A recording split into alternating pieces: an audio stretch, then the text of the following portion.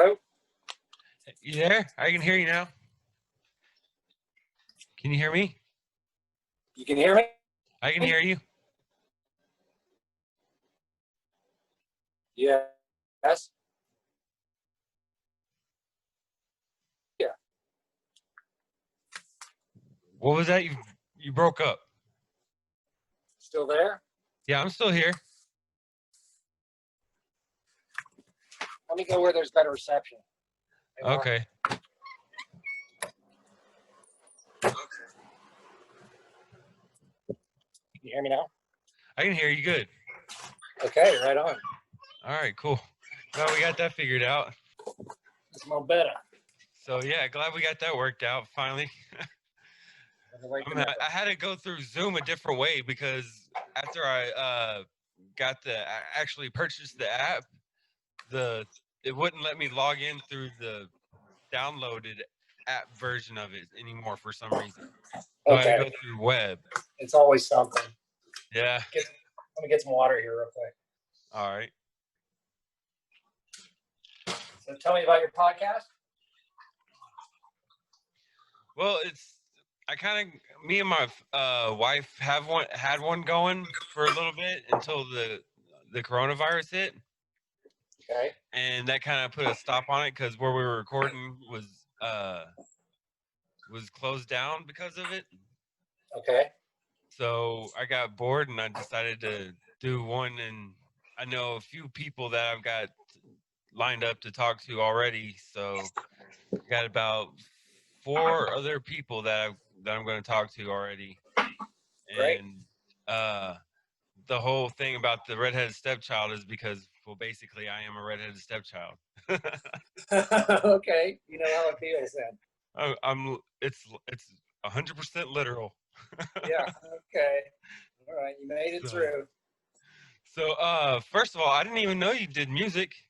I do music. Yeah, I'm a musician. Have been for my adult life, and had a nice run with Lou Diamond Phillips and the Pipe Fitters back in the '90s. Toured with Billy Ray Cyrus, and we played Farm Aid, and played on the soundtrack to Sioux City, one of his movies he directed. So yeah, I still continue to play and produce music. I have a lot of fun. When we were out the first night I met you, we went to Duke's. They were doing karaoke, and you just had to leave. You hate karaoke, don't you? In a word, it's not. It's not my thing. It's not my thing. I'm so glad. If it floats your boat, God bless you. It's just not my thing. And maybe it's because I can't sing a note. If I could, I'm sure I'd be up there every night of the week.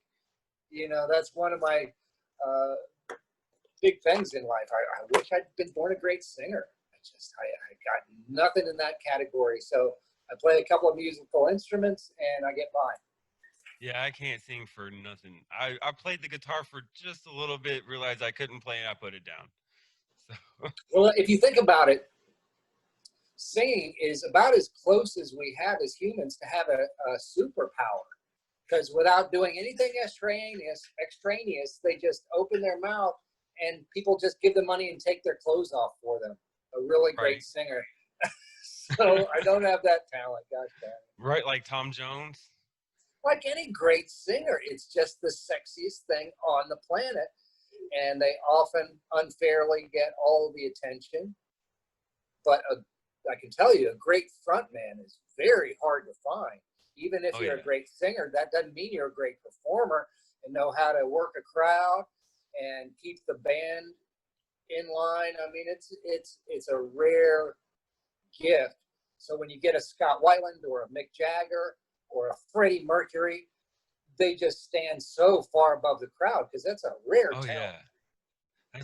I mean, the way Freddie Mercury did Wimbledon that day. Yeah, I mean, that's such a rare talent. And I know truly great musicians and a lot of them, but I know very few truly great vocalists. And the ones that are, they deserve everything they get. They are magic. They're magic. And so, yeah, I love the music, but if the vocals aren't on point, it really makes me sad. Right. I mean, you could have a good beat going, and then all of a sudden the vocals kick in, and it's like it can take you out.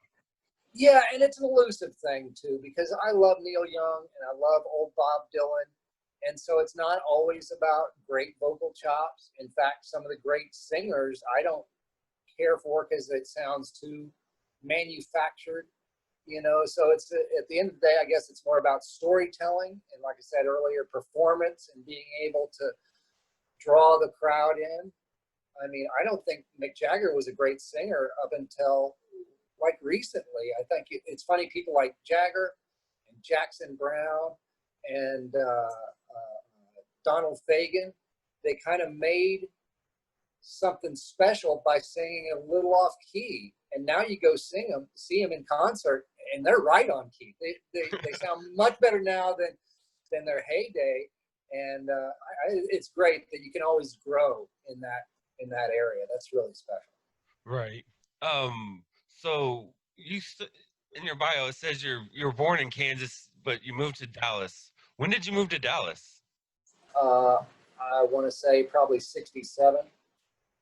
Okay. How long did you live here before you moved out to California? And when did you decide you wanted to be an actor? What bit you? Okay, so when I was 19, I was hired to do the lead in a movie where I played a jockey. Storyline very much like Rad, winning the race at the end, gets the girl, that whole thing. So that was my entree into show business. And we shot it in Kentucky for 6 months. I got to be very good friends with my co-star, Miguel Ferrer, and they brought his cousin George down from Cincinnati. George Clooney turned out later on. He wasn't George Clooney then, he was just George Clooney, right? Right. And so that was when I was 19 years old. That was 1982. And that got me my SAG card and some money in the bank. I went back to Dallas for a couple of years and studied acting there. And that's where I met Lou Diamond Phillips in an acting class. And probably in 1983, I want to say, I moved out to California, and I already had an agent because of that previous movie, and started auditioning, excuse me, pretty quickly after that. Did shows like Hill Street Blues and Spielberg's Amazing Stories and Family Ties, some of the big shows of the day. And it was during that period that I auditioned for Hal Needham, and I got to do Rad. That was in '86. When you got the script Rad, how did it first come to you? I was called in to read for Hal, but Hal had actually seen me on Hill Street Blues a couple of times before he brought me in. And so I think at that point, I mean, there were some other stars in the mix that didn't do it for whatever reason. But I think at that point, it was mine to lose. In other words, I had a nice guest spot on Hill Street Blues, and went in, sat on a mongoose bike. I looked like a kid, 5'8", and I looked like a child at the time. And Hal and I clicked, and that was it. So it was a normal audition process, although very brief. I only read once, and that was it. Hal knew what he liked, and the more I learn about Hal, the more I come to realize he just wanted to surround himself with likable people. At the end of the day, he wanted to have a good time. And there's few things more miserable than being on a movie set with a personality or personalities that you don't care for. It's just long and grueling hours, and a bad apple can really just make everything not fun. Right. It could just make a day drag and just make it like, why am I even here? Don't forget, he had just got off movies like Cannonball Run and Cannonball Run 2, where they had 20 star trailers out in the desert, and he's trying to get everybody on set at the same time. Well, nobody's showing up on set till everybody else is up on set, so really he was kind of filled to here with the star thing by the time I met him. Well, he was a stuntman for decades of his career too, so he got to see celebrities and actors up close and personal. So he was no longer starstruck in that way. He was much more committed to how do we get this job done. And in most cases, there's more than one person that can get that job done, unless it's a Burt Reynolds or somebody, who's actually getting the thing financed. Everybody else is generally interchangeable until the first day of filming. So if he gets a bad vibe from you, I think that was pretty much it for him. I don't think he didn't suffer fools gladly because he didn't need to. Right. I mean, even in some cases, even after filming, I mean, look at Back to the Future. Took As out far as Eric what? Stoltz. Took Oh out yeah, Eric Stoltz. well, I They think just that was more of reshot. I think that was more of an acting style difference from what I understand. I wasn't there at the time. But yeah, there's nothing fun about being around people who are morose or on a star trip.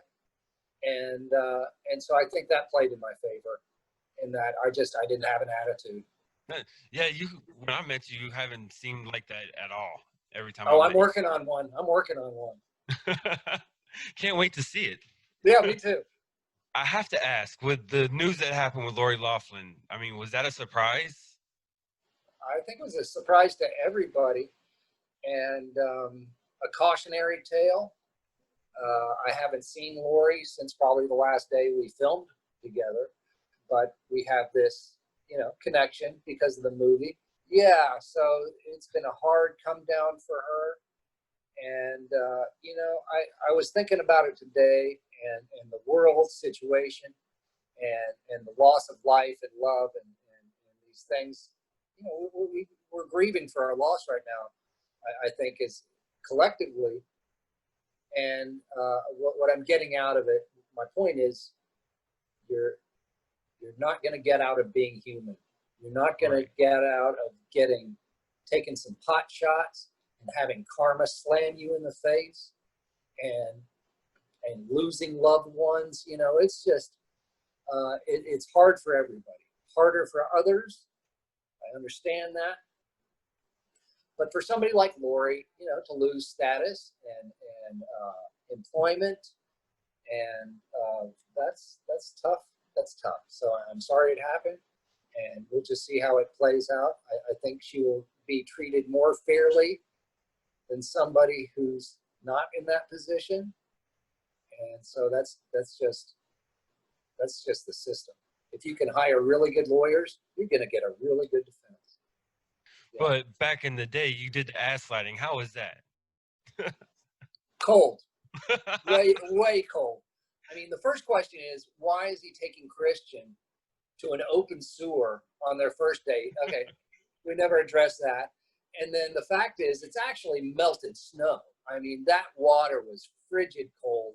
So there was nothing romantic going to happen after we're in that frigid water.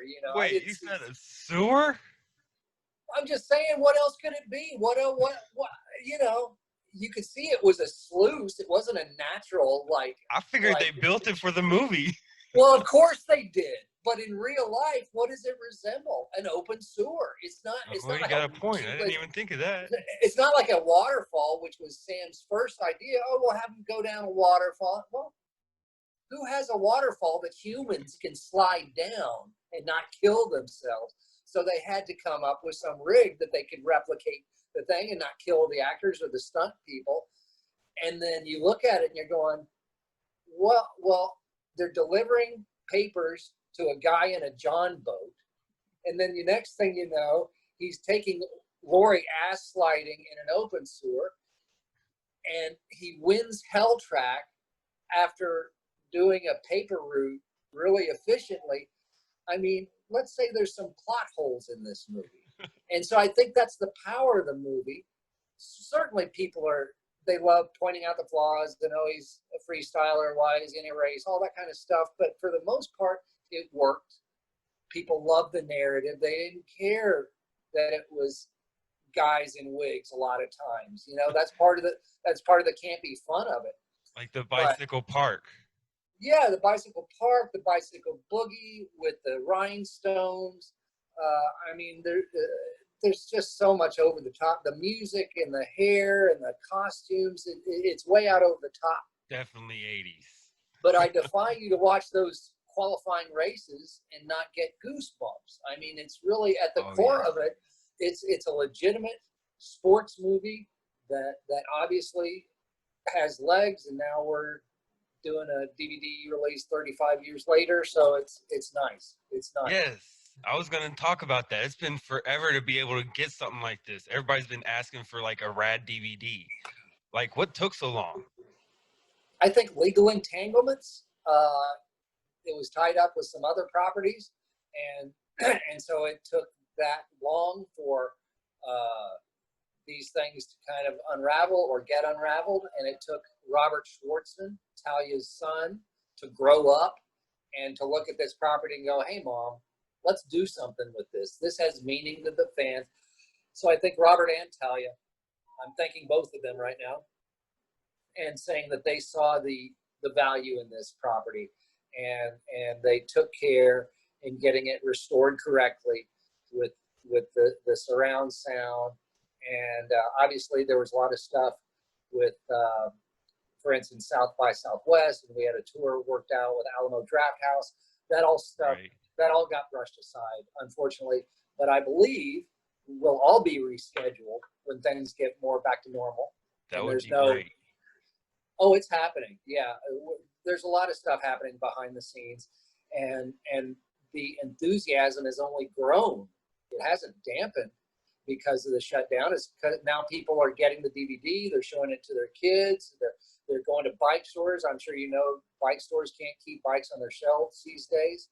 So right, even though we didn't get the theatrical release, the rollout has been successful with Vinegar Syndrome. They sold out immediately, and now it's on altavad.com, and you can pre-order for iTunes, which drops on the 24th of this month. The 24th, okay. Which, well, actually, this will be airing in August, so 24th of last month. Whatever, then it'll be available on iTunes. By now, go out, get it, watch it. Yeah, download it on 4K on your phone, dude. We're now in new territory. Exactly. I'm gonna have to at least see what it's like in 4K, because I had to end up getting one of those bootleg movies back in the day that nobody could find. Well, first off, you got to go get yourself a 4K projector, which who has one of those? And don't forget, they didn't go back and reshoot the movie in 4K. They actually went and shot the movie frame by frame by a 4K camera. So people are writing in, hey, it's grainy. What's going on? Yeah, it's called film. Remember that? It's what I grew up watching. Graininess in a print, in a celluloid film. That's sexy to me. That's right. why Quentin Tarantino's still in the business. That's why Judd Apatow still shoots on film. And yet you young kids today, they grew up in digital media where it's hyper real and hyper HD. And for us old guys who grew up on film, we miss that graininess and that texture. It turns it into. It's more of a, yeah. Go ahead. I grew up on film too. I didn't mean to interrupt you. Sorry. No, that's all. I grew up on film too. I'm 42. I'm not that young, so. Right. I miss going to the movie theaters and seeing those like black lines on the corners. And the cigarette burn in the corner, meaning they're about to change the reel. And then about, an hour and a half into it, you see they change the reel and you're like, oh, 14, 15 minutes left. We'll be out of here. And if you see another cigarette burn, you're like, another 14 minutes. God, shit. So all that stuff has gone by the wayside, as it should. I mean, technology rules the day, and I'm not one of these guys who sits in the past, but it's what I grew up loving, and that's how my eyes work. So when I see something in 4K, you go to Kmart, you see one, or Target, you see one of those huge 4K TVs. It's too much information for my old eyeballs in a lot of situations. Right? Yeah, I haven't even tried to get a 4K TV yet. Yeah, I think at a certain point, it's visual overload. I even was telling my wife we have a 3D TV, and I was like, I forgot this TV's even 3D. Yeah, right. Listen, I'm a kid. I'm into all that stuff, but Rad is all about kind of looking back and And to have that old grainy film look that you can really appreciate on 4K is, I think it's great. So it gives you that experience at home that like you're actually watching the film. Right. That's going to be good. I'm glad that that grain's still in there. Dude, you can't take it out. You can't get rid of it. And if you did, you're wrong. I noticed you're wearing a Texplex thing. The Hell Track. How did that go? The Oh actual man, first it Hell was Track. it was really special. The people that actually went can tell you it was one of the high points of their lives. It was just such a love fest, and yeah, I think there's going to be some more live events, hopefully, and there's just nothing we can do to get rid of this phenomenon. So I think everybody's on board to try to, further it. So let me tell you a little story about the Texplex Hell Track. So one day I got a picture. I saw a picture online. It was on somebody's page, just a random drawing shared. And I took it and I was like, hey, Texplex, how about this? Like 6 months later, they announced a Hell Track. So that was you. Yeah. That was you. So yeah, I believe that was the genesis of it. In other words, you put that photo up, or the rendering, and Joseph Preisel saw that, and he was the operator at that time of Texplex, and he went, bingo, that's what we're doing next. And so thank you for doing that. And it was somewhat ill-conceived, and I won't go into the ins and outs of that, but the event itself, the track, the way it was pulled off, the people that showed up, I mean, it was magic. It was magic. There were guys just walking around literally in shock. It's just like they walked into the screen of their movie. Because I was there, and Bart was there, and there's Hell Track, and there's the Corvette and the Blazer, and it was hot as Hell Track. I mean, it was 100, 110 It plus lived up to degrees. its name. Yeah, people were complaining about the heat, and I'm like, it's called Hell Track. What did Texas. you expect?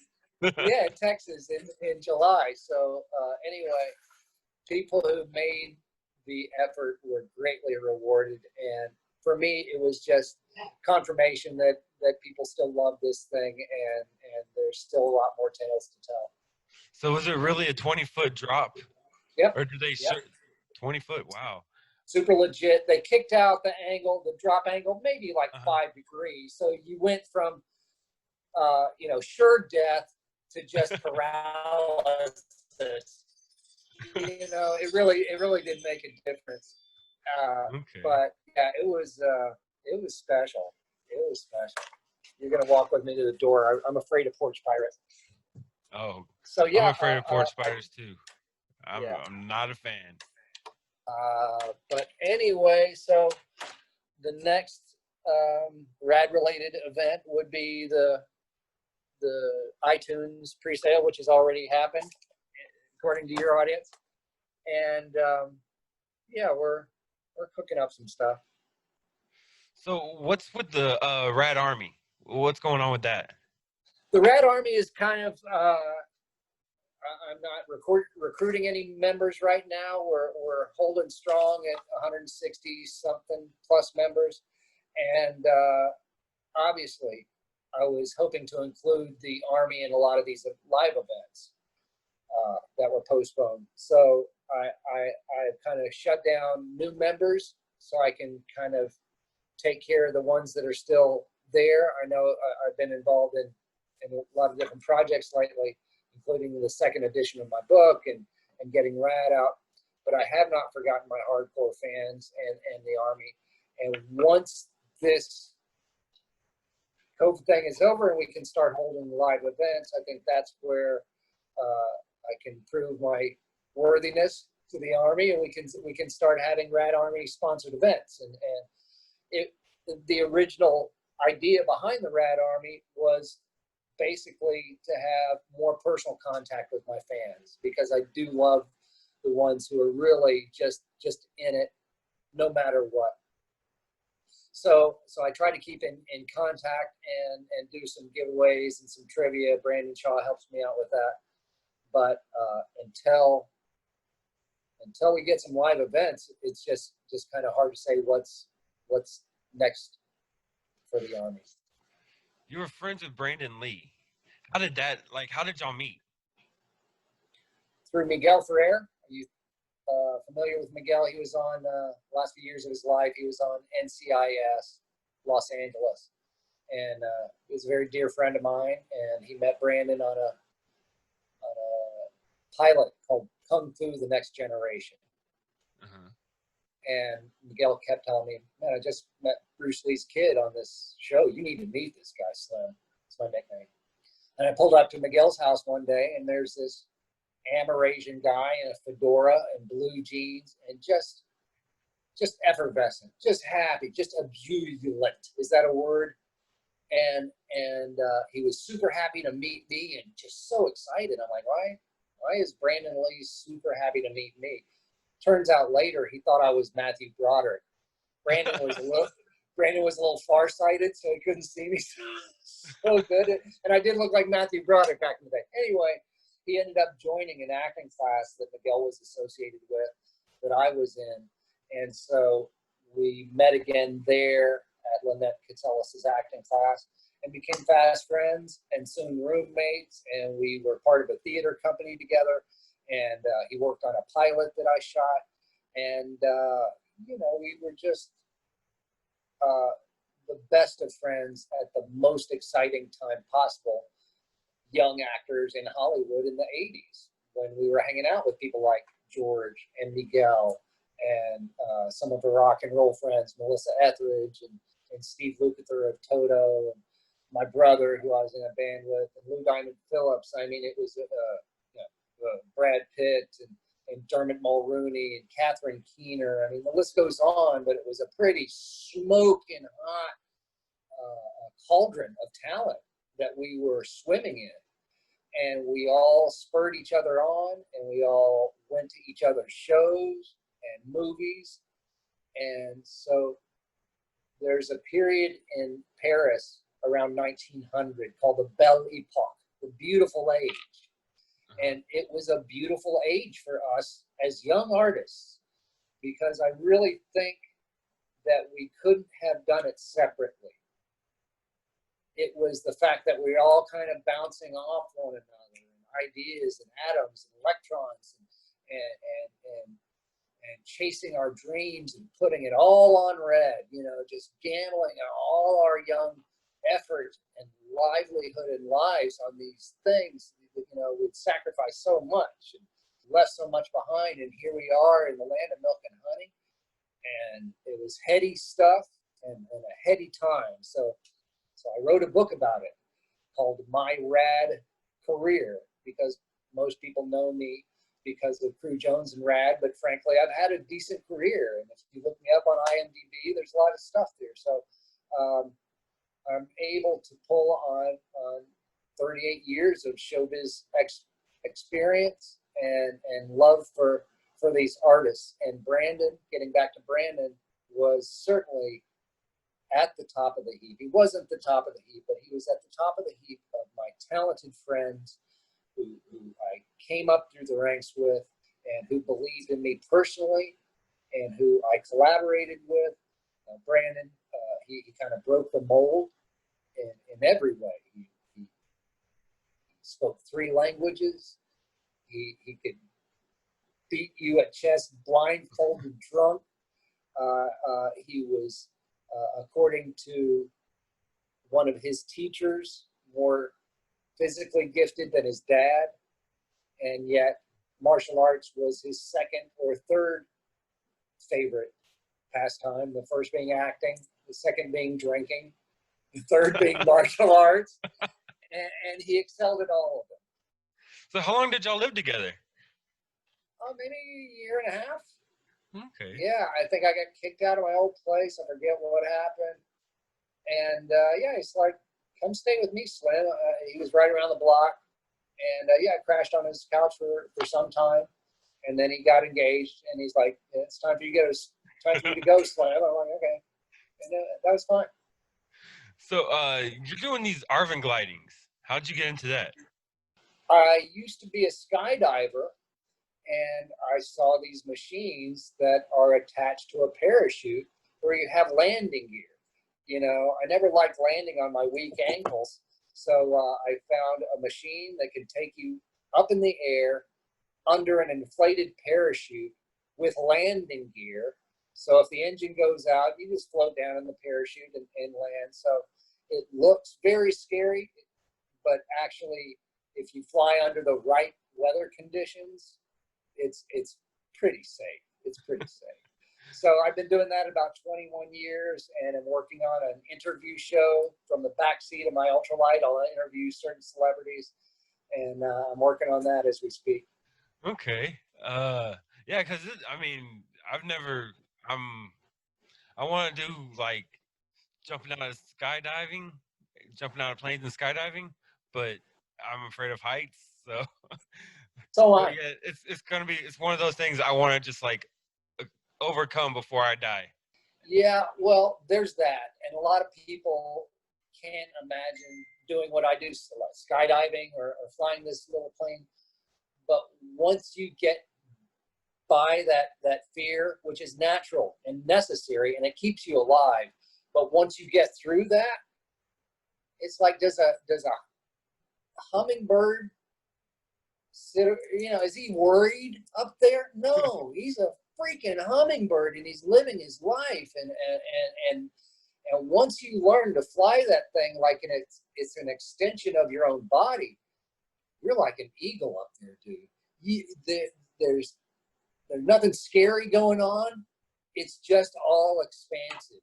So I think my BMX brethren have that same feeling when they're riding their ramps and getting that air. I think it has that feeling of expansion and not fear, just full of life and adrenaline, and that feeling is completely addictive. Okay, so you said your BMX brethren. So come to find out, you really didn't ride bikes till not too long ago, right? Well, I could never consider myself a BMXer until about 4 or 5 years ago. But yeah, I knew how to ride a bike, obviously, but I was not proficient in any way, certainly compared to who they got to double for me, which included people like Eddie Fiola and Martin Aparicio and people who were at the top of their game. So I'm certainly a better rider now than I was then.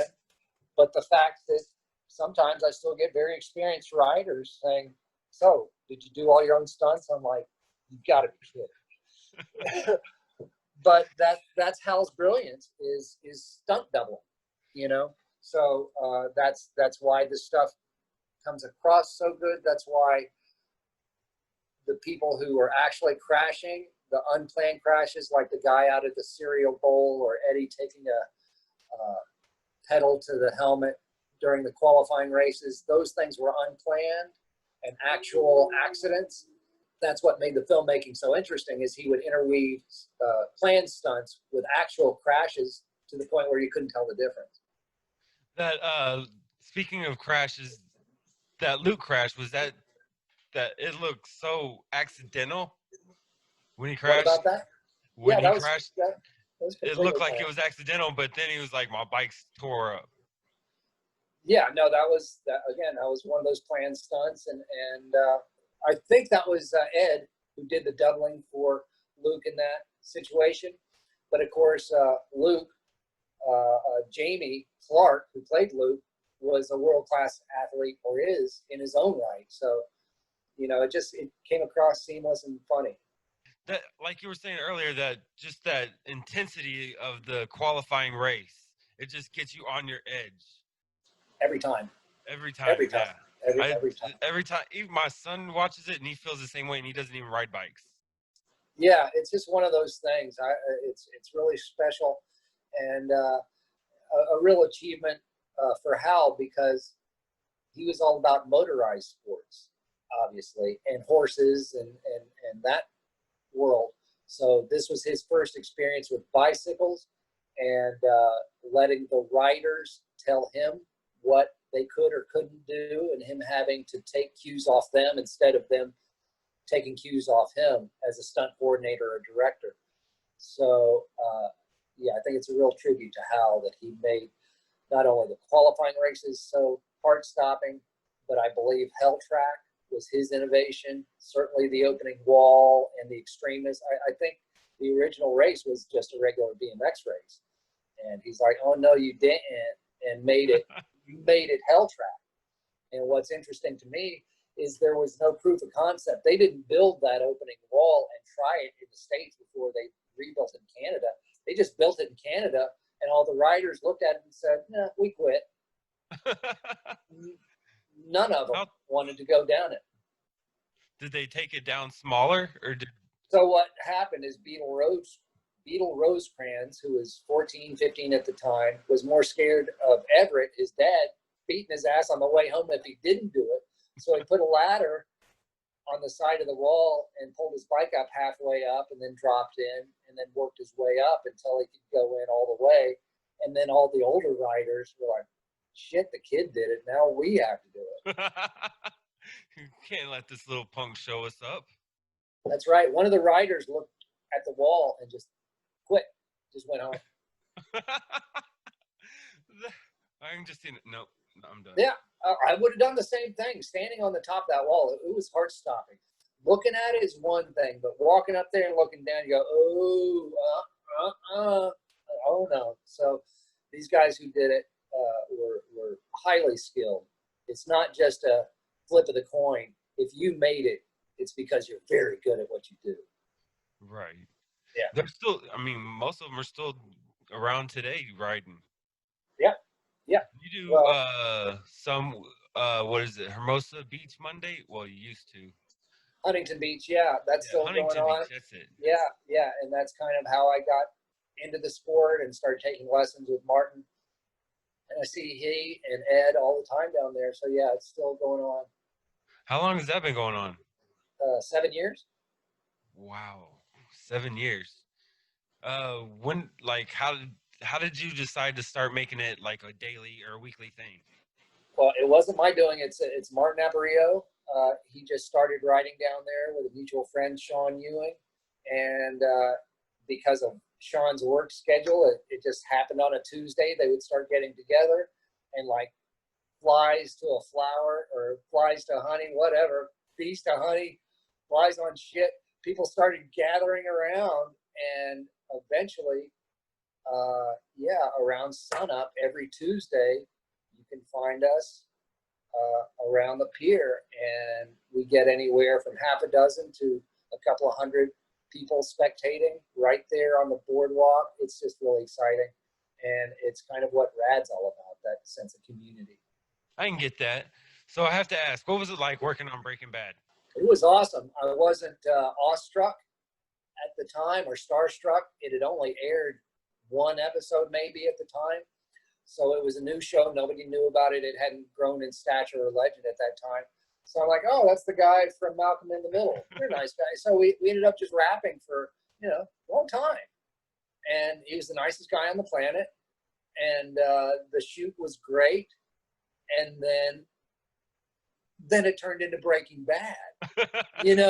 It's just like it was so exciting for me to watch it along with everybody else and being surprised every week. I mean, you remember, it was big. It was a big deal at the time. And every episode just outdid the last one. So to kind of be a part of that legacy, even in a small way, is it's very cool to have. But mostly I have great memories of Brian just being just a regular guy, dude, who's had some great breaks, and now he's just living his dream. Did you like how they ended it? I loved it all. They had the where it was just a dream. Listen, once you've created that world, you can go anywhere with it, and mostly the fans will follow you there. And I was one of those guys, and now my old brain has forgotten most of it, so it's time to re-watch the whole series. But I actually got to be friends with Matt Jones, who plays Badger on the show. He lives here close to me, and he was working on another show, so the producers had me deliver him like a Crew Jones jersey and I think a book. So yeah, he's kind of a super fan. So you said you got your second edition of your book. is that like a second printing? It is a second printing and a second edition. I've added maybe 15 new pages of material, and yeah, so this is the first time it'll be on hardcover and softcover and audiobook. So I was going to ask you about that. Yeah, it's being released by Beacon Audiobooks, and I think late September is now our release date. So it was written as kind of a love letter to the Rad fans, but as I point out in the book, I didn't have an entire book I could dedicate to Rad. I just didn't have that much material, so it takes up a good portion, but the rest of it is kind of like my ride in Hollywood and working with some of these people I've talked about. So who's doing the audio for the audiobook? James Earl Jones. You're joking, right? No. I'm joking. Okay, I was about to say. That's who I wanted, but they couldn't afford him. Whatever, they have their own stable of players, and I wanted to do it myself, but frankly, it's kind of funny to have somebody else read your audiobook. I mean, all of this is bizarre to me. So having a book, having a movie, any of this is just like a dream. It is no different than a dream. So I just want to play along, and I want to bring other dreamers along with me. So that's what it feels like. Where's the audiobook going to be available at? Is it just going to be on Amazon or Kindle or whatever? Yeah, again, Beacon Audiobooks is the producer of it, but I'm sure they put it out on all platforms. Okay. Amazon and Kindle and iTunes. Wait, I didn't even know iTunes did audiobooks. Sure. I'm not an Apple guy. I believe they do. Anyway, Audible does anyway, certainly. I think they're the same thing. Okay. I do have Audible, so I don't know. If it is, I actually like one thing Apple. Yeah, same thing. all roads lead to Rad. All right, well, I think that's it. Cool. All right, well, thanks for taking your time out. And thanks for being on one of the very first episodes of The Redheaded Stepchild. Nice. Good luck with it. All right, thank you. Have a good one. Take care, buddy.